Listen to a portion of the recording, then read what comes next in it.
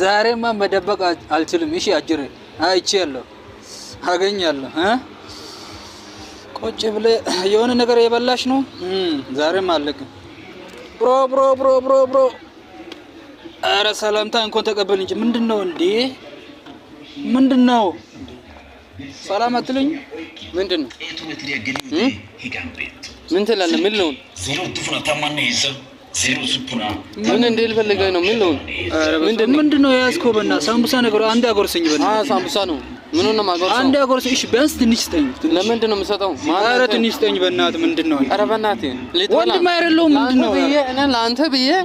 ሻይ ቤት አልበላም ብዬ ምግብ ስገባ ከጀርባ ተከትለኝ ትመጣለህ መንገር ላይ ለአንተ መብላት አልችልም ምንድን ነው አንተ ወልጃለሁ እንዴ ወንድም አይደለም እንደ ባራ ምንድነው